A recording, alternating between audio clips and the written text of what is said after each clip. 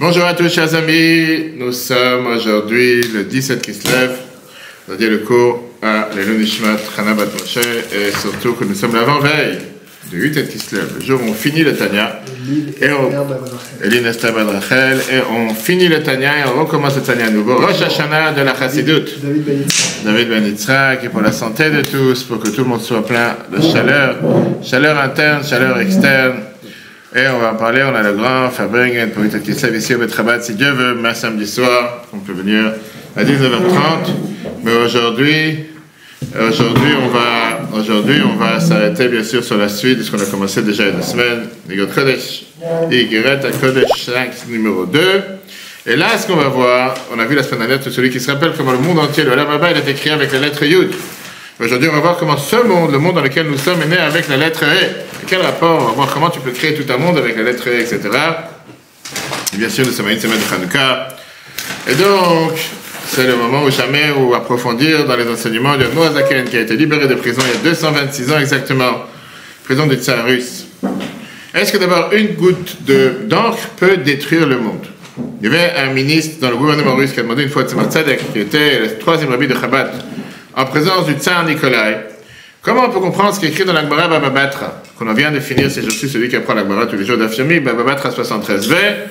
Là-bas, il y a une question sur Rabba Baba Chana qui a dit qu'il a vu qu'un œuf a noyé, pas comme un Mayotte, 60 villes, a déraciné 300 cèdres.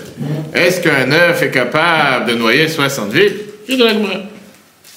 C'est ça qu'il a dit, imaginez-vous que je vous dis aujourd'hui qu'une goutte d'encre qui est tombée de la plume du tsar Nikolai a détruit 100 villes et a déraciné des milliers de personnes de chez eux.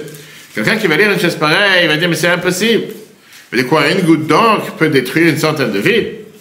Celui qui vit aujourd'hui, il sait qu'on parle de quoi? D'une goutte d'encre qui a été écrite, dans laquelle il y avait le décret du tsar Nikolai d'interdire aux Juifs d'habiter jusqu'à 50, par ça, on va dire plutôt plus de 50 km qui étaient autour de la Russie. Ils ont interdit aux Juifs d'habiter dans les grandes villes, etc., etc. Et à cause de ça, des milliers de familles juives ont dû être délocalisées. Plus de 100 villes ont été totalement abandonnées et détruites. Celui qui va vivre dans beaucoup d'années et qui ne va pas savoir sur le décret du tsar Nikolai, il ne va pas comprendre comment une goutte d'encre peut détruire des centaines de villes. Il fait, mais puisque vous faites confiance à tout ce que je dis, alors automatiquement il va savoir qu'il y a un sens à ce que je viens de dire. Et il va se dire que s'il ne comprend pas, c'est son problème. Et la réalité, c'est ce qui s'est passé. Pareil dans l'Agmara. Ça a l'air que l'Agmara, elle exagère quand elle dit qu'un œuf peut détruire 60 villes. Mais la réalité, elle est que celui qui ne comprend pas, c'est la manque de compréhension chez lui, pas parce que l'Agmara, elle attend. Ça, c'est comment la Tzemar Tzadek, il a répondu à ses ministres russes face au tsar Nikolai, par rapport à une goutte d'encre qui peut détruire plusieurs villes ou pas. Pourquoi tout ça? Parce que la lettre est la 5e lettre, qui est d'ailleurs la 5e lettre de Igret Kodesh Yad Moazaken dans le Tanya, nous parle sur les 2 lettres avec lesquelles a été créé le monde. De la lettre Yud a été créé le monde futur, et de la lettre 5 a été créé le Olam Hazeh, le monde dans lequel nous sommes. La lettre He, pardon. Maintenant, si on a vu tout à l'heure comment une lettre, une goutte d'encre peut détruire plusieurs villes, des centaines de villes, et tu ne comprends pas comment. Et pour votre raison, quand tu me dis que de seulement 2 lettres ont été créés les mondes, comment de 2 lettres peut être créé tous les mondes? Du coup, au dernier, pour voir sur Torah.fr, on a parlé longuement sur la lettre Yud. Comment la lettre Yud, c'est la graine, c'est la Chochma, la sagesse. La Chochma qui est la sagesse, qui est la graine, la source de la Bina, qui est l'intellect, et avec ça toutes les lettres. Aujourd'hui, on va essayer d'expliquer la deuxième moitié qui est comment ce monde, qui a tellement d'espèces, qui a tellement de sortes, qui a tellement de détails, qui a les plantes, qui a les oiseaux, qui a les minéraux, qui a les animaux, qui a les êtres humains, tout vient à partir de la lettre E. On va voir qu'est-ce qui se cache dans la lettre E. D'abord, la guimatria, le compte numérique, la prononciation, le nom et la forme. Et on va voir justement où se positionne la lettre E dans le nom de Dieu. On va voir pourquoi c'est la seule lettre qui apparaît 2 fois dans le nom de Dieu. Pourquoi à chaque fois elle apparaît, elle veut dire autre chose. Et on va voir est-ce qu'il y a un lien entre la première lettre du nom de Dieu et la dernière. Puisqu'on sait très bien que le nom de Dieu, il a 4 lettres. Le Yud, après ça on a le He, après ça on a le Vav, et après ça on a le dernier He. D'accord? La semaine dernière, le dernier cours, on a parlé sur le fait que les 22 lettres de l'alphabet commencent tous avec un Yud. Quand tu écris dans Sefer Torah, le premier point que tu écris, ça commence toujours avec un Yud, et après ça continue avec le reste des autres formes, qui représentent la graine de Chochma, la sagesse qu'il y a dans l'âme, parce que l'âme va décider quelle lettre tu vas expliquer parmi les 5 manières de prononciation, comme on a vu la semaine dernière par la bouche. Ce qu'on appelle le code. Exactement. D'ailleurs, c'est une des choses qui va dire qui s'efface le plus rapidement possible quand les lettres sont mal faites ou quand les lettres sont très très diluées et que depuis le départ il n'y a pas assez d'encre, quand c'est de mauvaise qualité, c'est la première des choses qui parle. Puisque la création du monde a été créée par la parole, ça veut dire que tous les mondes, inclus ce monde, ont été créés par la lettre Yud. De l'autre côté, on sait que les Chachamim nous disent que le Lamazel a été créé avec la lettre E, pas la lettre Yud. Ça veut dire que la lettre E, c'est l'essentiel, c'est la racine de toutes les autres lettres. Alors, le Admorazak te demande, est-ce que les lettres viennent du Yud ou viennent du He? Pour comprendre ça, il faudrait comprendre des choses qui sont en dehors des lettres, qui sont ce qu'on appelle la matière première et la forme. Chaque chose qu'il y a dans le monde, il y a deux choses. Il y a ce qu'on appelle la matière première, on appelle ça en hébreu le Chomer Galem, et que ça même, cette matière première, tu peux après la former de n'importe quelle forme que tu veux. Tu as du bois, et le bois, tu peux faire avec ça une table, une chaise, un instrument, tu peux faire ce que tu as envie, un support, etc., etc. La forme, c'est la forme que tu vas mettre dans cette matière première en fonction de la volonté de ce que l'artisan a décidé de mettre en cette matière première. L'artisan, il est appelé un yotzer, un créateur. Pourquoi? C'est lui qui a créé cette table. C'est lui qui a créé ce meuble.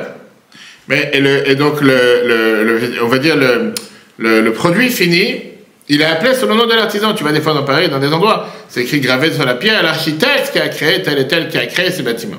En vérité, c'est un mensonge, parce qu'il n'a pas créé ce bâtiment. Il a créé la forme. Il n'a pas créé la matière première. La matière première, c'est pas lui qui l'a créé. C'est le bon Dieu qui l'a créé. Mais lui, il a créé la forme, et c'est pour ça que ça s'appelle sur son nom. Maintenant, en matière première, il y a beaucoup d'éléments. Tu as le bois, tu as le métal, tu as la pierre, tu as les produits chimiques. Chaque matière première, tu peux le faire et le mettre en application de différentes formes illimitées. Par exemple, du bois, comme j'ai dit. Tu peux faire une table, une chaise, un lit, une armoire, une étagère. Et donc, le produit fini aura toujours matière première et forme. Si tu parles d'une chaise, matière première, c'est quoi? Le bois, la forme, c'est la chaise. Ça, c'est ce qu'on a commencé tout à l'heure avec la goutte d'encre qui a détruit des centaines de villes. L'encre, c'est la matière première avec quoi on écrit. À partir de l'encre, tu peux faire 22 lettres.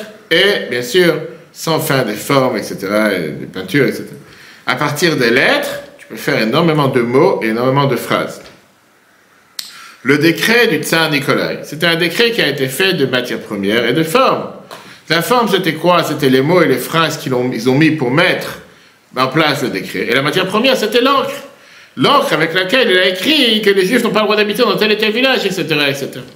Quelle est la différence entre la matière première et la forme? En général, on peut faire cette distinction entre le matériel et le spirituel. La matière première, c'est l'aspect matériel, physique, technique, celle qui a un poids, celle qu'on peut toucher, celle qu'on peut ressentir. La forme, c'est l'aspect spirituel qui vient de l'âme, de celui qui crée, qui va s'exprimer pour dire je vais faire avec ce morceau de bois maintenant une table et pas une chaise. Ou bien je vais écrire telle forme et pas telle forme. L'aspect spirituel s'habille et s'exprime à travers l'aspect matériel et comme ça tu as le produit fini. Comme on l'a dit tout à l'heure, l'encre, c'est la matière matérielle. Les lettres que tu écris avec l'encre, c'est pas du matériel, c'est du spirituel, qui viennent de l'âme de celui qui a écrit, qui décide d'écrire telle et telle lettre, et telle phrase, et tel mot, et en fonction, le tsar agit, etc. Donc, chaque chose qui existe sur Terre, on a les deux éléments. On a la matière première et la forme. Et ça nous donne le résultat. Et si on décompose ça en d'autres termes, matériel et spirituel. La forme, la table, etc., bien sûr, c'est du matériel, le bois aussi, mais au final, quand on parle de lettres et encre, lettres, c'est plutôt spirituel, l'encre, c'est matériel. Une fois qu'on a compris ça, maintenant, le Moazek va commencer à entrer dans les détails. Ainsi, exactement la même chose avec les lettres de la parole. On avait déjà vu la forme, la cours précédente. Les différentes manières de s'exprimer, si c'est avec la langue, si c'est avec la gorge, si c'est avec le palais, si c'est avec les lèvres, etc., que chaque lettre a une prononciation différente qui s'exprime d'une différente manière. Certaines lettres, tu as besoin de la langue, certaines lettres, tu as besoin des dents, certaines lettres, tu as besoin de la bouche, etc. C'est pour ça qu'il faut des gens qui ont des problèmes pour parler, parce qu'ils peut-être ils n'ont pas de dents ou quoi que ce soit, ils ne peuvent pas articuler de différentes manières, etc. Quelle est la matière des lettres de la parole? La matière, c'est quoi? C'est le vent, le souffle, exactement, le souffle qui sort des poumons. Sauf qu'il sort des poumons, que quelqu'un il respire et qu'il inspire. Quand ce souffle passe à travers les voies vocales, je veux dire la bouche, à ce moment-là, il reçoit la lettre que tu as envie de donner. Et c'est pour ça que c'est expliqué dans un autre endroit dans la Chassidoute, qu'il y a ce qu'on appelle la voix et le souffle. C'est deux choses différentes. Premier souffle qui vient des poumons n'a pas de voix. Il n'a pas de voix. Par ça qu'il passe à travers les cordes vocales, il devient une voix, mais on va dire une voix matière première. Une fois que la voix, elle passe à travers les 5 différentes manières comment tu exprimes la lettre, et tu reçois le produit fini de la lettre que tu veux exprimer. Le souffle, c'est la matière première de la lettre E, alors que la voix, on va dire, c'est plutôt la lettre Aleph. On va expliquer tout de suite pourquoi. La base avec laquelle Dieu a créé le monde, c'est la première lettre, cette voix se renouvelle chaque année, le jour de Rosh Hashanah par le shofar, parce que le voix du shofar, c'est une voix simple, une voix qui n'a pas de son ou quoi que ce soit particulier, etc. Mais là, dans le Tanya, on ne rentre pas dans ces détails aujourd'hui, on verra ça la prochaine fois. Ok. Quelle lettre maintenant, de toutes les lettres qui sont matière première, exprime le premier souffle? Et ça, c'est bien sûr la lettre E. Parce que ça n'existe pas une lettre que tu veux exprimer qui ne commence pas avec un He, et après ça, tu vas commencer à dire n'importe quelle autre, avec cette souffle, ou avec cette voix que tu vas vouloir exprimer sans rajouter quoi que ce soit. Et donc en réalité, la matière première de tout le reste de lettres, c'est la lettre E. Bon, il met ça dans un autre endroit en t'expliquant. C'est pour ça que c'est le E qui est compte numérique 5, qui vient faire allusion aux 5 manières de s'exprimer. C'est pour ça que chaque chose commence avec le E. Parce que le E, c'est la première chose. Et après, tu commences à former la lettre de ce que tu as envie. Maintenant, comment tu formes la lettre? On a dit en fonction de ce que tu vas exprimer par rapport à comment tu vas bouger la bouche, tu vas articuler, etc. Comment tu vas former la lettre? En fonction de la sagesse que quelqu'un a. C'est une des raisons pourquoi un enfant ne peut pas s'exprimer avec des mots, avec des lettres. Un bébé, après il grandit, il commence à apprendre les lettres. C'est l'âme qui veut créer une telle lettre, et c'est pour ça qu'elle va exprimer, elle va faire bouger la bouche de telle ou telle manière pour avoir telle ou telle lettre.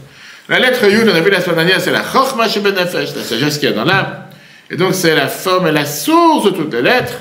Et donc, quand tu veux dire quelles sont les lettres et les sources de toutes les lettres, en réalité, il y a 2 lettres, le Yud et le He. Le He, c'est la matière des lettres, et le Yud, c'est la forme des lettres. Chaque lettre est un composant des 2, le Yud et le He. Maintenant, on comprend pourquoi les Chachamim te disent que le Olam Hazeh, ce monde, il a été créé avec un He. Parce que cette lettre, c'est la matière de toutes les lettres, Et le monde a été créé avec un Sarah Mahamarot, avec les 10 paroles. Regardons le premier paragraphe. Toutes les lettres sont en général, il y a la matière première et il y a la forme, un ikra qui est appelé pnimit et chitzonit, l'intérieur et l'extérieur. Malgré que leur source vient du cerveau et la volonté qu'il y a dans l'âme, Zoï prinat surat, ça c'est la forme, shinui, du changement, amifta de l'expression, qu'il y a dans les 22 lettres. Comme on a dit, bien sûr, tu dois utiliser ton cerveau pour pouvoir savoir qu'est-ce que tu vas exprimer, comment tu vas exprimer, etc. Mais par contre, prinat achome, en termes de matière, le goufitavutan, le corps même de comment ils sont fabriqués. Vous, prinat chitzonyutam, ça c'est leur aspect superficiel. Ça c'est le souffle qui sort du cœur. Chez Mimenu, que de lui, mithave va être créé, kol pashut, une voix simple, hayatzeme agaron qui sort de la gorge. Et après ça, ça s'est divisé le chavbet avarot en 22 prononciations bitouilles. Comment exprimer chavbet otiot, les 22 lettres? Avec les saintes manières de s'exprimer, connues, comme on a vu la semaine dernière. Le aleph, le chet, le he, le aïn, mais agaron de la gorge. Le gimel, le yud, le chaf et le kouf, mais acher du palais, etc., etc. Bifta hevel. Comment tu exprimes maintenant le souffle? Ça vient de la lettre he. Ata klila veut dire une lettre simple. C'est la lettre de base. Vous, mais corps achomer, c'est la source de la matière, le goufa otiot et le corps des lettres. Terre mitral kutan, le chavbet, afin de les diviser en 22. Pour ça que nos maîtres ont dit, nos sages ont dit, que ce monde a été créé avec les lettres. Parce qu'aujourd'hui, ce qu'on essaie de comprendre, comment harmoniser pensée, parole et action dans le fonctionnement de la vie de tous les jours. Et c'est pour ça que notre Moazak a dit que tout ça dépend de la lettre E. Donc maintenant, on vient d'apprendre d'abord quelles sont les lettres, comment sont faites les lettres, et pourquoi toutes les sources des lettres, c'est la lettre E, et pourquoi le monde a été créé avec la lettre E par rapport à ce qu'on a vu la semaine dernière, que le Olam Haba a été créé avec la lettre Yud. Il y avait un juif qu'une fois, il laissait plaint à son maître en disant que la vache qu'il a dans son champ, dans sa ferme, elle arrêtait de donner du lait. Et son maître lui a dit certainement qu'il y a un problème avec le hé, puisque la vache, para en hébreu, elle est devenue un par veut dire un taureau, un taureau ne donne pas de lait. Si tu vas arranger le hé, tu vas arranger le problème. Il n'a pas compris vraiment ce qu'il a dit. Je n'ai pas compris de quoi tu parles. C'est certainement qu'on parle du hé, du nom de Dieu ou quoi que ce soit. Il a commencé à faire un cheshbon nefesh, un bilan en se disant qu'est-ce qu'il faut que j'arrange dans ma pratique du service de Dieu pour comprendre que ma vache qui a perdu son hé, etc., etc. Alors il a dit non, je ne parle pas de ce hé, de quoi tu parles. Hé en yiddish et en anglais, on parle du foin. Il dit certainement tu as arrêté de lui donner du foin, puisque tu as arrêté de lui donner du foin, pour ça elle n'a plus de lait. Donne-lui du foin, elle va redonner du lait. Qui veut dire, quand on parle dans le terme de ce qu'on vient d'expliquer aujourd'hui, le foin c'est la matière. Le lait, c'est la forme qui va être créée à base de cette matière. Il y a du foin, il y a du lait, il n'y a pas de foin, il n'y a pas de lait. Alors maintenant, on va rentrer dans ce qui nous concerne. Pourquoi le nom de Dieu, il a deux haies? Pourquoi on te dit que ce monde, il a été créé avec un, et qu'est-ce qu'il y a s'il aurait été créé avec un lamed? Qu'est-ce qu'il y a s'il aurait été créé avec une autre lettre? Pourquoi forcément le haies et pas autre chose? Donc, qu'est-ce que le haies va allusionner? Quand on parle du nom de Dieu, bien sûr, on parle du nom de Dieu, qui est le tétragramme, qui est appelé Yud, le haies, le vav et le haies. Le lait, il est particulier du fait que dans le nom de Dieu, il est deux fois. Tous les autres lettres, le Yud et le Vav, ils sont là seulement une fois, alors que le Hé, il est deux fois. Viens la Tag, la Kabbale, le Tag de la Chassidut. Il t'explique qu'en réalité, on ne parle pas juste de dire deux lettres pour dire deux lettres. Mais ça vient t'exprimer deux choses totalement différentes. Le premier qui est appelé le Hé, il a, le Hé d'en haut, ça fait allusion à la sphère de Bina, qui est, on a dit, l'intelligence. Alors que le dernier fait allusion à la sphère de Malchut, la royauté, qui est la possibilité de pouvoir s'exprimer. Et c'est pour ça qu'il y a deux haies. Une fois, on a vu la semaine dernière le Yud, qui exprimait la Chokhmah, la sagesse. Mais la sagesse, c'est l'intelligence pour pouvoir développer la sagesse, ça ne sert à rien. Après ça, on a vu qu'on a les 6 attributs avec lesquels Dieu fonctionne sur terre, jusqu'à Malchut, qui est la parole. Et on va tout de suite comprendre. D'abord, comment est-ce possible que la même lettre allusionne à deux choses différentes? Si c'est un hé ici, un hé là-bas, ça ne peut pas être qu'une fois ça fait allusion à la sagesse et une fois ça fait allusion à la parole. Pourquoi une telle lettre veut dire en général une telle chose? Ça vient s'exprimer parce que c'est la forme, la logique, le compte numérique. Donc si tu as un hé ici, un hé là-bas, ça devrait être exactement les deux les mêmes. Maintenant on a dit que ce n'est pas possible que dans le nom de Dieu tu as deux lettres qui sont les mêmes et qui veulent dire la même chose, il y a certainement un autre sens.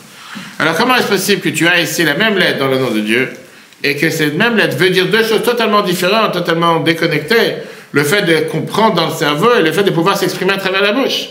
Ça n'a rien à voir là avec l'autre. Deuxièmement, quand les Chachamim nous ont dit que ce monde, le monde dans lequel nous sommes est créé à partir de la lettre E, ils ont pensé de la lettre E qui est à côté de la lettre Yud. Parce qu'on a vu la semaine dernière, si on se rappelle, qui Beka Hashem Tzur Elamim. On dit ça tous les matins dans la Tfila. Beka Hashem, avec le Yud et le E, Dieu il a créé le monde. On dit ça dans la Tfila tous les matins dans Uval Tzion. De l'autre côté, la lettre E qui veut dire la parole, c'est la dernière lettre. Alors comment est-ce possible de ce qu'on vient de dire que cette dernière lettre qui représente la parole vient s'inclure avec ce qu'on a dit que le premier hé te fait allusion à la création du monde? On est bien obligé de dire que la même lettre peut avoir plusieurs sens. Ça peut avoir un sens qui veut dire la bina qui est l'intelligence, qui vient exprimer la sagesse, et ça veut aussi dire la parole avec laquelle on s'exprime, on agit sur terre. Et c'est pour ça que les deux sont exprimés avec la même lettre. Et là, Moazaken, il va t'expliquer comment est-ce possible que la même lettre peut avoir deux sens. C'est très simple. Tu as ce qu'on appelle la cause et la conséquence, et après ça, tu as ce qu'on appelle le point commun qu'il y a entre les deux. Quel est le lien qu'il y a entre le premier et le dernier? C'est le fait d'abord que le dernier, il est à la fin, le premier, il est au début. C'est fait pour une ordre particulière. Qui veut dire, on a vu tout à l'heure, la parole, ça vient à partir de quoi? Ça vient à partir du cœur. Le cœur, il est influencé de l'intelligence. Comment tu t'exprimes? Tu t'exprimes en fonction de ce que tu as compris. Bien sûr, il y a des gens qui parlent sans réfléchir. On parle en temps normal. Une fois que tu as compris quelque chose, c'est pour ça que tu mets ça en parole pour pouvoir l'exprimer et parler. Et pour ça, il faut essayer de comprendre, quand on te dit comment l'intelligence, comment a une influence sur le cœur et comment la parole arrive du cœur. Viens le Zohar. Et le Zohar te dit, comme on va dire dans Patachilia tous les vendredis, on te dit où sont représentés chaque sphira, chaque attribut avec lequel Dieu a créé le monde dans le corps de l'humain. Chesed, Zroa, Yemina. Chesed, c'est le bras droit. Gvura, Zroa, Smol, on dit que Gvura, la dureté, c'est la gauche. Tiferet, qui est l'harmonie, on dit c'est le corps. Netzarvod, on dit c'est les deux cuisses. Yesod, on dit c'est la Brit Mila, l'endroit où on fait la circoncision, et Malchut, c'est la bouche. Quand le Zohar te parle de Chokhmah et Bina, qui veut dire la sagesse et l'intelligence, on aurait dû dire que les deux sont dans le cerveau. Parce qu'on parle des forces qu'il y a dans le cerveau, mais le Zohar ne te dit pas ça. Il te dit Chokhmah, Mocha, Bina, Liba. La sagesse, elle est dans la tête. Bina, qui est l'intelligence, l'intellect, elle est dans le cœur. Comment est-ce possible? A priori, le cœur, c'est plus les sentiments. Le cœur ne réfléchit pas. Le cœur n'est pas ce qu'il est là pour réfléchir. Alors que Bina, qui veut dire l'intelligence pour pouvoir développer la sagesse, c'est plutôt dans le cerveau. Pourquoi le Zohar te dit que la Bina, c'est dans le cœur et pas dans le cerveau? Quel lien il y a entre les deux? C'est expliqué dans la Chassidut qu'en réalité, tout ce que tu exprimes et tu ressens dans le cœur, ça commence par la compréhension que tu as dans le cerveau. Qui veut dire, quelqu'un, il comprend quelque chose, il explique une certaine chose pour son bien, pour son mal, Et en fonction de l'interprétation qu'il a donnée à la chose, il développe un tel sentiment. Si tu n'as pas compris, tu n'as pas un tel sentiment. Si tu as compris, tu développes un tel sentiment. Par exemple, tu peux développer un sentiment d'amour, de bonté, de rapprochement, parce que tu as compris qu'il faut aimer et qu'il faut se rapprocher. Mais ça, ces sentiments d'amour et de rapprochement, c'est dans le cœur, c'est pas dans le cerveau. Tu peux développer un sentiment de dureté, de difficulté, ou de colère, ou de crainte. Tout ça, c'est à cause de quoi? Parce qu'encore une fois, tu as compris dans le cerveau que c'est quelque chose qui te fait mal, qui te fait peur, etc. Comment tu passes le transfert entre le cerveau et le sentiment? Par la bina. Bina qui ne veut pas dire l'intelligence, comme on dit aujourd'hui, bina malachutit, l'intelligence artificielle. On parle de l'intelligence qui veut dire de comprendre que tu as développé la chose, pas par la sagesse qui est la chorma, qui est un clin d'œil, qui est un éclair. Chorma, comme on a vu la semaine dernière, c'est l'aspect numéro 1. Par contre, Bina vient développer, d'ailleurs on a expliqué plusieurs fois la différence entre l'homme et la femme, que l'homme il est comparé à la chorma, à la sagesse, la femme à l'intelligence parce qu'elle développe les choses, etc., etc. On sait très bien comment Dieu il a créé les femmes avec la possibilité de pouvoir avoir des sentiments qui s'expriment beaucoup plus fort. C'est pas pour rien que la Gemara te dit que les femmes ils ont la larme facile, ça veut pas dire qu'ils pleurent pour rien, ça veut dire qu'ils sont beaucoup plus sensibles qu'un homme, tu peux aussi avoir le contraire. C'est pour ça que la Torah te dit que la femme elle a beaucoup plus la capacité de parler, qu'elle s'exprime beaucoup plus que l'homme, parce qu'elle cherche à s'attacher beaucoup plus, alors que l'homme pas forcément, etc.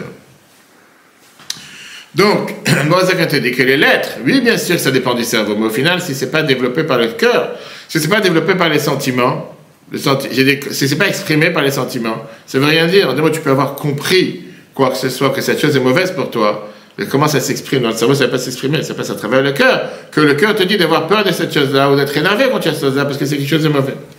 Tout ça s'exprime dans la forme de la lettre, comme on l'a dit tout à l'heure. La manière comment les lettres sont exprimées, surtout les lettres de l'hébreu, les lettres de la Shana Kodesh, ont leur forme et leur forme a un sens particulier. Chaque lettre, tu peux exprimer et comprendre pourquoi elle est formée de cette manière et pas d'une autre manière. Le He a plusieurs points. Quelle est la différence? On parle dans le mois d'Elul, la différence entre le He et le Chet. Pardon, pas dans le mois d'Elul, dans le mois de Nissan avec la Matzah et le Chametz. C'est-à-dire que la différence entre la Matzah et le Chametz, c'est que c'est les mêmes lettres. Sauf qu'il y a un qui a et l'autre c'est un chet. C'est quoi la différence entre le et le chet? L'ouverture qui se passe sur le côté gauche. C'est quoi la différence avec cette ouverture? C'est-à-dire que le chet, c'est la petach hatadrov, c'est le chet qui est le chametz, gonflé, l'orgueil. Ça, c'est fermé d'en haut. Il n'y a aucun moyen de s'en sortir, tu peux que aller vers le trou. Le chet a une porte pour la tchouva. Quelqu'un qui est humble, qui est comme la matzah, il peut être humble et qu'il n'est pas orgueilleux, il a une moyen de pouvoir s'en sortir. Pareil, quand tu prends le chet, commençons par la première graine. Quand tu vas écrire un sofer, on ne parle pas maintenant dans l'écrit, un sofer va écrire avec toute lettre qu'il va écrire, il commence par le yud. Le yud, c'est la première des choses. Après, ce yud va s'exprimer de manière large, le toit qui est au-dessus, et après, on a la barre qui est en longueur. D'abord, la largesse, et après la longueur. La largesse vers la gauche, et la longueur vers le bas. Maintenant, qu'est-ce que ça veut dire la largesse? Quand tu vas, je veux dire, la longueur et largeur, en règle générale, ils sont censés être les mêmes tailles. Il y a des fois dans ces Torah, tu vois des haies ou des lettres qui sont beaucoup plus longues, le toit, quoi que ce soit. Mais en général, c'est censé être la même taille, qui veut dire que tu vas passer de tel niveau à tel niveau. La sagesse, elle a cette largesse. La longueur, c'est de pouvoir faire descendre cette sagesse dans tous les détails. De prendre le sujet que j'ai reçu, de prendre l'idée que j'ai reçue, et mettre ça en application, par ça que je vais commencer à l'analyser. Je vais faire une conférence, je vais faire une assemblée, je vais commencer à discuter avec les professionnels, je vais commencer à discuter avec les clients, je vais commencer à voir comment prendre cette idée que j'ai eue, et comment la développer jusqu'à la mettre en application. Tous ces détails, c'est ce qu'on appelle la largesse. J'ai pris l'idée, qui était un point, qui était le yud, qui était la chorma, et j'ai commencé à la développer dans le bina. Et j'ai commencé à la développer d'une manière de pouvoir mettre en application cette idée qui était totalement déconnectée du monde en général, et à plus forte raison du monde qui est le monde sentimental. Et maintenant que je l'ai mis en application, maintenant que je l'ai développé, je l'ai détaillé, je peux commencer à comprendre, je peux commencer à ressentir les choses. Pas parce que j'ai eu ce yud, le yud ne voulait rien dire. Il fallait absolument que je le développe. Maintenant qu'on comprend comment la bina, qui est l'intelligence, a un impact sur le cœur, on peut comprendre pourquoi la parole aussi, elle a un impact sur le cœur. Comme l'a dit tout à l'heure, la parole, ça sort de quoi? Ça sort des poumons. Les poumons, ils ont un lien étroit avec le cœur. Parce que le sang passe du cœur vers les poumons et reçoit l'oxygène. Et à ce moment-là, l'air que quelqu'un respire à travers les poumons de l'extérieur reste sans oxygène. Et donc la voix de la parole qui sort des poumons est influencée du cœur, du sang qui passe par le cœur. Et c'est pas pour rien qu'en hébreu, encore une fois, les mots ont un sens. Hevel, qui veut dire le souffle, c'est les mêmes lettres que Halev, qui veut dire le cœur. Parce que tout, le poumon et le cœur, est attaché. Si quelqu'un veut comprendre comment ça fonctionne dans la médecine, on va essayer d'entrer dans un détail médical et on va voir si on a des médecins parmi nous. Le cœur, il a deux circuits de sang. On appelle le grand circuit et le petit circuit. Le grand circuit, c'est le cœur c'est le sang que le cœur il envoie vers les différents membres et il les reprend de l'autre côté. Le cœur, il envoie du sang avec de l'oxygène. L'oxygène se décompose dans les membres du corps et elle reçoit à la place du CO2. D'accord? Très bien. Le cœur reprend le sang quand il n'a plus d'oxygène pour pouvoir ajouter encore une fois de l'oxygène à l'intérieur dans le sang. Dans le sang qui se passe à travers le cœur, maintenant va passer vers un petit circuit qui est le sang qui va vers les poumons. Et c'est là que ça se change, ça se reflète, ça se renouvelle, etc. Il reçoit encore une fois de l'oxygène. Ce sang retourne vers le cœur et il retourne encore une fois pour être injecté dans tous les membres. Et comme ça, c'est un circuit fermé, etc. Que Dieu nous en préserve. Moi, j'ai vu plusieurs fois des gens qui font en dialyse. Malheureusement, les poumons, etc., ils sont esquintés ou ils ont des problèmes avec les reins ou quoi que ce soit. Ils sont obligés de passer par faire ce que l'être humain, le corps que Dieu a créé, aurait fonctionné naturellement par une machine qui fait ça à la place pour nettoyer le sang, mettre l'oxygène, etc., etc. Maintenant, donc on voit encore une fois que le souffle qu'on parle, qui vient s'exprimer des poumons, il est aussi attaché avec le cœur. Si on résume tout ce qu'on vient de voir, le souffle de la parole, qui est la dernière lettre He, découle directement de la première lettre He, qui est la Bina, qui est l'intelligence. Encore une fois, on a expliqué pourquoi dans la lettre du nom de Dieu, il y a deux He, pourquoi le premier parle reflète la Bina, qui est l'intelligence, pourquoi le dernier parle la parole. On a posé la question, apparemment c'est contradictoire, comment tu peux avoir la même lettre qui a deux choses différentes, et la réponse est que c'est pas contradictoire. Les deux sont liés, sauf qu'ils ont deux fonctions totalement différentes. La première, c'est l'intelligence. Cette intelligence a un impact sur le fait que tu prends cette sagesse, tu la développes, tu mets en application. Ça a un impact directement sur ton corps et ses sentiments, ton cœur et ton sentiment, jusqu'à ce que tu aies une réaction bonne ou mauvaise, bien ou mal, bonté ou dureté. Regardons les chiffres 2. Malgré que c'est le dernier le dernier qui est dans le nom de Dieu, on voit que les Chachamim nous ont dit, on a vu ça la semaine dernière, d'Achol, parce qu'ils ont dit sur ce verset, qui beka Hachem, avec le Yud et le He, il a créé le monde. Haïdou, ça veut dire, le fichier Mekora, Vereshita Lavo, comment la source et la racine de pouvoir venir. L'Iprinat, Gilou de s'exprimer, Mehel et Mayud, c'est ce que le Yud il est caché, ou Mouchpa il a influencé, Venimsha, Meprilateila. Ça vient d'abord du premier, on a vu tout à l'heure que dans le nom de Dieu, il y a deux. Quelle est la manière comment elle s'étend en longueur et en largeur? Le Rot Aprinat Bina s'est bien montré sur l'intelligence. C'est quoi l'intelligence? Il pêche tout un cercle anel. Ça vient développer le cerveau qui est totalement caché. Le Prinat dilouille pour pouvoir le dévoiler. Versaga et comprendre Bechavatada avec la largesse de l'esprit. Ça, c'est ce que fait l'intelligence. Je prends la Chorma qui est un point, qui est pas détaillé, et avec la bine, avec l'intelligence, je le développe. Et au final, Ashpaat a l'influence de cette intelligence. Mais Mistayam et Belev, c'est terminé dans le cœur. Donc moi, chez Katov, Betikonim, quand c'est écrit dans les Zohar, de Bina Liba, que l'intelligence est dans le cœur. Ah, on a dit tout à l'heure, apparemment, ça devrait être dans le cerveau et pas dans le cœur. On a dit non, parce qu'au final, ce que tu comprends dans le cerveau, ça a un impact direct sur le cœur. Le cœur réagit, les sentiments du cœur, soit en général en fonction de ce que tu as compris, ce que tu as développé dans le cerveau. Ou bien, lève les vies, à travers le cœur, il comprend. Micha, mais après, dans le cœur et les poumons, il y a révèle, sort le souffle.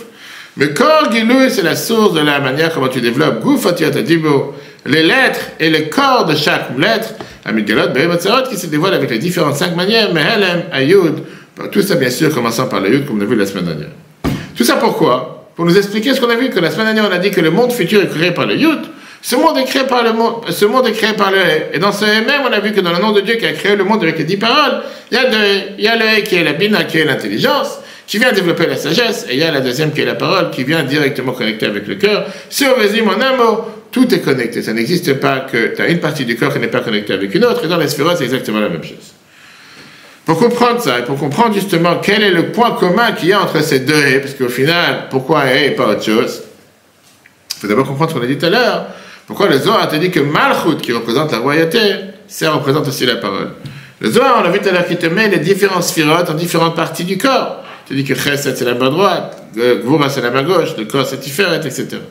A priori, Malchut aurait dû être la partie la plus basse si tu descends avec les sphérotes de haut en bas. Chesed, Gvura, Tiferet, tout celui qui connaît comment ce sont les généalogies des sphérotes, Malchut aurait dû être le socle en bas. Tu dis que Malchut c'est la parole. Si Malchut c'est la parole, c'est pas en bas, la parole c'est dans la bouche, c'est pas en dessous des pieds. Et le Zohar te dit Malchut paix, Malchut c'est la bouche, Malchut c'est la parole. Malchut en général c'est la fonction de parler qui est plutôt en phase avec la royauté. Après, tu vas me dire que la royauté et la parole sont deux choses différentes. Parce que quelqu'un qui règne, c'est pas quelqu'un qui parle. En général, un roi, c'est pas quelqu'un qui parle et qui parle à longueur de journée et qui te va dire chaque 2 secondes, il va parler. Alors que la parole, c'est la manière de s'exprimer. Pas chaque orateur, c'est un gouverneur, et pas chaque gouverneur, il sait parler. Ils ont des conseillers, ils ont des gens qui vont leur dire quoi faire, comment faire, etc. De l'autre côté, le fait est qu'il y a un lien étroit entre être un dirigeant et savoir parler. Quand tu as un Premier ministre qui te dit qu'il ne sait pas que tel territoire fait partie de la France, tu te demandes est-ce qu'il a appris ou quoi que ce soit, surtout qu'il avait 40 ans pour se préparer. Ok, c'est ce passage, d'accord. Maintenant, tu as certains grands dirigeants dans l'histoire qui ont été reconnus comme des gens qui ont un pouvoir de parler. Comme moi, j'avais fait des conférences, des séminaires sur comment parler en public. Un des exemples qui parlait, c'est sur Bibi Netanyahu, qui est un des meilleurs orateurs qui existent dans la planète aujourd'hui. Mais on avait vu aussi Bill Clinton, on avait plusieurs personnes qui ont existé dans notre temps, qui nous montraient comment détecter leur langage du corps, comment voir comment ils se préparent à parler. Que des fois, tu vois qu'il y a un discours qui vient avec Knesset, il a un classeur de 300 pages. Et chaque 2 mots fait comme ça. Imagine-toi que je fais une conférence pendant 1 heure, j'ai 300 pages. C'est complètement fou. Et des fois, tu vois, encore une fois, il y en a qui vont te dire qu'ils doivent écrire chaque ligne, chaque mot qu'ils doivent dire. Il y en a qui écrivent 2 mots et ils savent que c'est chacun en fonction de sa personnalité, etc. Maintenant, encore une fois, des fois, tu as des dirigeants qui n'ont aucun moyen de savoir parler. Et qui sont besoin qu'on leur prépare les discours, et ça même, ils ne savent pas forcément comment les dire. Qu'ils n'étaient pas forcément des gens tellement intéressants, tellement intelligents, et qui n'avaient pas seulement un aura particulier. Mais à travers la bouche, à travers les discours, ils ont réussi à mettre leur, pouvoir recevoir les règnes du pouvoir. Et ça, c'est justement l'argument numéro 1 que le premier dirigeant du peuple juif est venu et s'est plaint à Dieu en disant « Kvad peu, kvad la shot ». Le cher Rabbeinu, il s'est plaint à Dieu en disant « Je ne sais pas parler, je bégaye, je ne peux pas parler comme il faut, je ne peux pas être un dirigeant si je si je parle pas. » Il dit « Comment je peux diriger? Je peux faire ce que Dieu demande de moi. Si je ne sais pas comment m'exprimer, qu'est-ce que Dieu lui a dit? Aaron, il sera ton prophète, ton frère, il va venir mettre ton porte-parole. Mais c'est toi qui dois diriger. Ah, tu ne sais pas parler, tu auras quelqu'un qui va parler pour ta place. Très bien. Pourquoi? Parce que soit Malchut, soit la royauté, soit la parole, ce sont 2 composants qui viennent s'adresser à l'autre. La royauté, c'est pas tout seul. Tu peux pas être un roi comme la Torah nous dit. Ein melech bloam. Tu peux pas être un roi sans peuple. Et c'est pour ça qu'on doit couronner Dieu à nouveau chaque année Rosh Hashanah. Et deuxièmement, tu peux pas être un roi sans parler. Si tu n'exprimes pas ce que tu veux, tu dis pas ce que tu as dans la pensée, comme la conférence de presse de Trump cette semaine, qui dit qu'est-ce qu'il va faire le premier jour, etc. Les 2 sont là pour avoir un impact sur l'autre. Des gens qui sont en dehors de toi. Un roi, c'est pas quelqu'un qui a une personnalité extraordinaire, une sagesse extraordinaire, mais c'est quelqu'un qui sait diriger, c'est quelqu'un qui sait faire en sorte que les autres vont suivre ce qu'il a, les règles qu'il va donner, pas quelqu'un qui se met en retrait à chaque fois. Comme on vient de voir, la parole, c'est exactement la même chose. Contrairement à la pensée qui reste totalement enfermée dans ta tête et je ne sais pas ce que tu penses et je ne lis pas les pensées, la parole, c'est comment s'exprimer à l'autre. Et c'est pour ça que la Moazak te dit que la royauté et la parole, Malchut paix, que les autres te dit, que la bouche, l'offrelette, la Malchut, la royauté, sont attachés l'un avec l'autre de manière étroite. C'est pour ça que la Torah te dit, Bidva, Melech Shilton, comment tu peux avoir un royaume, comment tu peux régner? Par la parole. Parce qu'au final, le roi qui va exprimer ses volontés au peuple, il va faire des décrets. Et c'est pour ça que tu as énormément de conseillers, comment ça, de communication. N'importe quel roi, n'importe quel président, n'importe quel dirigeant, il a des conseillers qui vont le communiquer, qui vont l'exprimer, comment communiquer, quoi dire, quoi pas dire. Parfois, malheureusement, ils font des erreurs. Parce que c'est la manière comment faire passer les messages. Et ça, c'est le lien avec ce qu'on a vu au départ, la goutte d'encre du tsar, qu'on a vu au départ, que la manière comment il va écrire, il va s'exprimer, c'est la manière comment il va pouvoir faire passer sa volonté à tout le monde. On voit par exemple dans la Megillat Esther, qui est une des histoires qu'on nous parle avec un roi, qui était l'empereur, qui était 127 pays, etc. Que la Torah te dit comment il faisait passer ces messages. Dans Megillah, on te raconte Haratzim, Rorve Arachesh, Achashtranim, il avait les coureurs en chevaux, il avait ceux qui faisaient passer de village en village, ceux qui allaient avec les chevaux, avec les différents parchemins. Il y avait toute une équipe de gens qui suivaient pour faire passer la parole du roi. C'est pas juste qu'il a dit une parole et que personne n'a entendu. D'accord? Qui étaient prêts à faire passer les messages du roi. C'est pas pour rien que tu as les conférences de presse. Tu as les porte-paroles, comme tu as la nouvelle porte-parole que Trump a nommée à la Maison-Blanche, qui est magnifique, qui est la plus jeune de l'histoire, mais qui sait très bien comment défendre ses idées, etc. Et n'importe quel président et en général des porte-paroles et des conseillers qui vont exprimer sa volonté.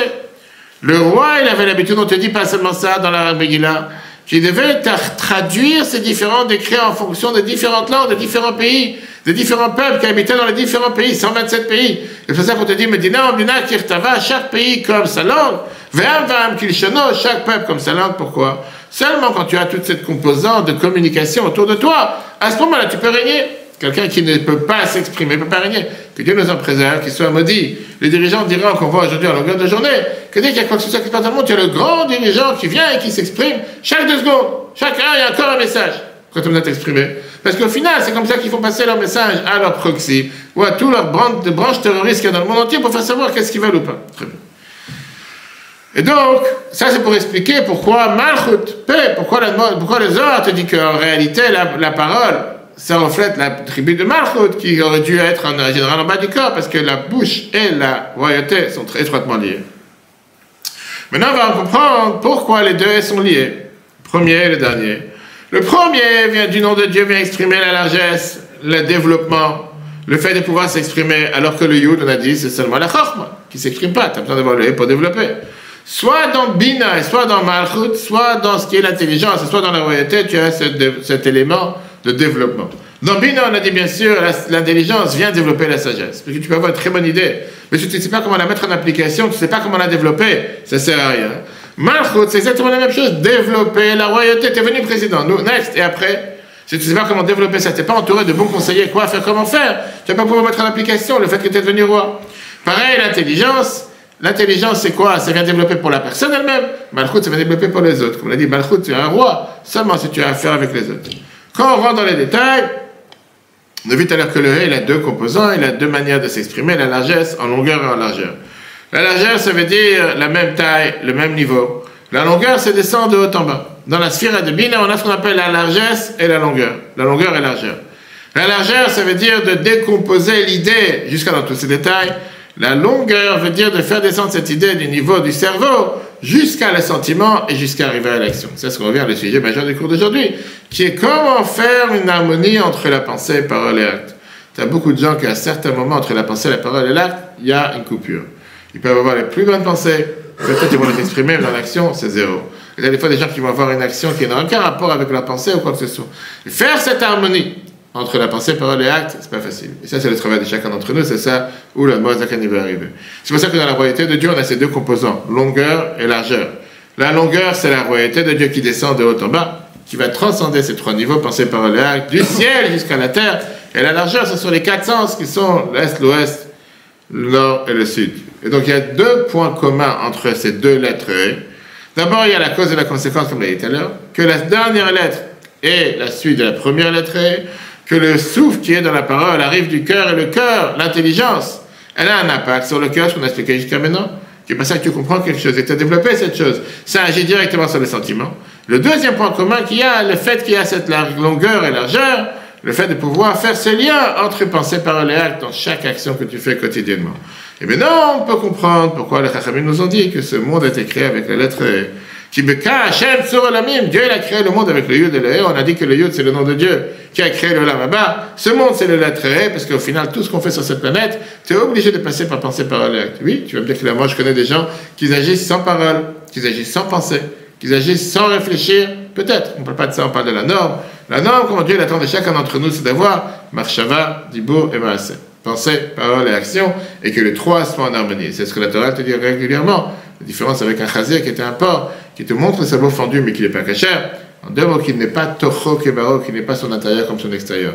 Tu as beaucoup de gens qui prêchent un beau discours, mais dans les faits, sont totalement le contraire. Et la Torah te dit que le travail de chacun d'entre nous, c'est de pouvoir avoir cette union, cette fusion, cette connexion entre pensée, parole et acte. Que ce ne soit pas Echad bepe et Echad belev, comme on dit. Que tu dises une chose dans la bouche et une chose dans le cœur. Ce que tu dis, tu penses. Ce que tu ressens, tu penses.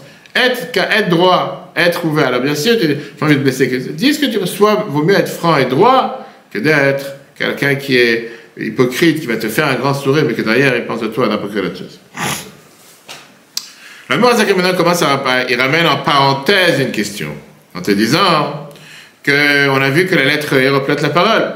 Et ça, c'est un rapport avec la parole de l'homme, qu'il a un corps, qu'il a 5 manières de s'exprimer, et qu'il a besoin du souffle physique pour pouvoir s'exprimer. Mais on sait très bien qu'il y a un problème, puisque Dieu n'a pas de corps. C'est-à-dire, au passage, Dieu n'a pas de corps, il n'a pas de forme de corps. Comment tu peux me dire que le S, c'est le souffle de la parole, et ça s'exprime par la bouche? Tout ce qu'on vient d'expliquer, on parle maintenant du nom de Dieu, on parle de Dieu. Dieu n'a pas de corps. C'est un sujet que la Moazak n'a pas ici dedans. Il va te dire, il faut voir ça dans Shara et Chudaymouna qu'on a expliqué, qu'on avait expliqué clairement que les lettres ne s'expriment pas par le corps, mais par l'âme. Le lettre, il vient seulement exprimer ce que tu as dans la tête. Et donc, il ne rentre pas ici dans les détails, il te dit seulement qu'au final, on a, là, bien sûr que la Torah elle parle comme le corps humain, pour afin que nous on puisse comprendre, mais les différentes midotes avec lesquelles Dieu agit sur terre, ils sont tous globales. Ils ne sont pas là pour exprimer quelque chose de particulier. Par exemple, le chesed, que Dieu il a créé le premier jour, qui est la bonté, le premier jour que Dieu a créé, chesed, ça vient avec différents composants de chesed. Tu peux avoir la lumière, tu peux avoir l'eau, tu peux avoir la fécondité. Beaucoup de choses reflètent le chesed. Dieu n'a pas dit qu'il va créer seulement telle branche de chesed. Après, on a besoin de canaliser ce chesed dans une certaine chose. Pour ça que Dieu il a dit Yehiyor. Qu'est-ce que ça veut dire Yehiyor? Que ce soit la lumière. En disant que maintenant, je veux que la lumière, le chesed s'exprime à travers la lumière, pas à travers l'eau. Et pareil avec toutes les autres choses. Donc, en deux mots, dans les composants que nous, on comprend dans la tête, dans notre cerveau humain, qui sont exprimés avec différentes lettres, c'est juste pour nous donner une manière de comprendre comment Dieu il agit sur terre. Mais bien sûr que Dieu n'est pas limité dans cette lettre, que cette lettre peut exprimer seulement telle chose et pas une autre chose. Voilà dans le dernier paragraphe, où Tmunat He Tata est le dernier He, Biktivata Gamken, pareil quand on l'écrit. Puis le Pashtut Oreh Veroch à longueur et largeur, Moreh, ça va montrer comment se développe la royauté de Dieu. Malchut Kololamim qu'on dit dans la Hachré tous les jours, royauté éternelle. Le mal, alors, le matin en haut, en bas, le dal et titrim pour les quatre coins du monde, Amit Pashtot, qui se développe, Venim Shachot et qui suit Meotiot Var Hashem par la parole de Dieu. Mais j'ai tout le Kohelet, comme on a vu dans Kohelet, Shlomo Melech, il te dit, Bacher va Melech Shilton, par la parole du roi Ygrain, moi je vois comme on l'a expliqué tout à l'heure. Ou la vine est une entre parenthèses. Mais pour commencer à essayer un peu de comprendre, il y a un maout, tu as dit, bon, ben, écoute, comment tu peux dire qu'il y a la parole dans Dieu, chez notre moutagouf, qui n'a pas la forme de corps, voilà, on a déjà expliqué ça, mais d'ailleurs, en long et en large, dans l'écouter à Marie, dans le chapitre, dans Char, et dans le chapitre 11 et 12, pour voir sur edora.fr. Si on résume ce qu'on vient de voir aujourd'hui, c'est très simple. Le cours, on a parlé aujourd'hui sur la lettre E. On a vu que la lettre E, c'est la matière de toutes les lettres, puisque c'est la matière première qui vient du souffle, qui vient des poumons. On a vu le lien qu'il y a entre le premier et le dernier. Le dernier est attaché avec le premier, puisque le souffle vient du cœur, et on a vu comment l'intelligence, elle a un impact sur le cœur. De la même manière, on a vu que le He, ce qu'on appelle la longueur et la largeur, cet élément existe soit dans la Bina, soit dans l'intelligence, et soit dans Malchut, soit dans la royauté. Maintenant qu'on a compris le He de tous ses sens, il nous reste maintenant un problème à comprendre, un détail qui est la forme du He. On a vu que le He, il est exprimé de longueur et largeur. Mais si c'est comme ça, il y a un problème parce que la majorité des lettres de l'alphabet ont longueur et largeur. Il n'y a pas que le He. Le Bet a longueur et largeur, le Dalet, le Chet, le Chaf, le Lamed, le Mem, le Samech, le Pei, le Kouf, le Resh, le Taf. Alors pourquoi tu me choisis juste le He pour créer le monde et me dire que le He vient refléter, là, il a cette barre en longueur, en largeur et la barre en longueur. Tous les autres, ils ont la même chose. Il aurait pu créer la même chose. Viens, la Gemara, elle te dit, tu as oublié encore un détail qu'il y a dans le He, qu'il n'y a pas dans les autres. Et ça, c'est la porte qui est en bas. La porte qui est en bas, ça vient te montrer parfois l'abîme spirituel dans lequel quelqu'un peut tomber quand il est dans ce monde. Avec le pied gauche, tu as ce qu'on appelle une fenêtre ouverte. Et ce qu'on a vu tout à l'heure, la fenêtre par laquelle tu peux faire tchouva. C'est pas totalement fermé. La Chassidut t'explique c'est quoi la particularité du He qu'elle a un pied gauche. Il y a 3 barres dans la lettre. Et il te montre les 3 différents mondes. Le bar d'en haut, c'est le monde de Bria de la création.